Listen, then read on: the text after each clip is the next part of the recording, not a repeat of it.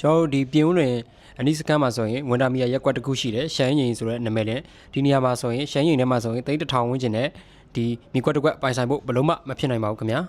3000ဝန်းကျင်နဲ့ရှမ်းရင်မှာဆိုရင်လူကြိုက်များတဲ့ဘဲဘက်အချမ်းပေါ့လမ်းဘဲဘက်အချမ်းဆိုရင်လူတွေကျွန်တော်အနီးစခန်းသူတွေသိကြတယ်အဲ့ဒီထဲမှာဆိုရင်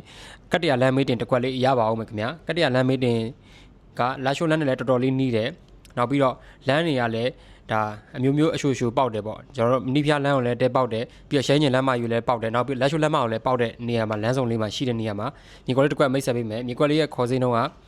မြေကွက်လေးခေါ်စင်းတော့မပြောခင်ပေအကျယ်ကမျက်နှာပွင့်ရ23ပေရှင်းနောက်အရှည်က85ပေကျယ်မယ်နောက်ပိတ်ကတော့10ပေပဲရှိမယ်နောက်မှာမြေပိုလေးနည်းနည်းအချွန်းလေးကြံအောင်မယ်ခင်ဗျာအဲ့ဒါလေးကိုခေါ်စင်းအနေဖြင့်3500ကျွန်တော်တို့ပိုင်ရှင်ကိုယ်တိုင်လာအပ်ထားတာဖြစ်ပါတယ်အဲ့ဒါလေးစင်းလုံးလေးအရန်တင်းနဲ့တာနာဖြစ်တဲ့အတွက်ကြောင့်ကျွန်တော်ရဲ့မိတ်ဆွေများအနေနဲ့ရှမ်းညီထဲမှာ3000ဝန်းကျင်နဲ့မြေကွက်လေးတစ်ခွက်ရှာဖွေနေရဆိုရင်ဒီမြေကွက်လေးက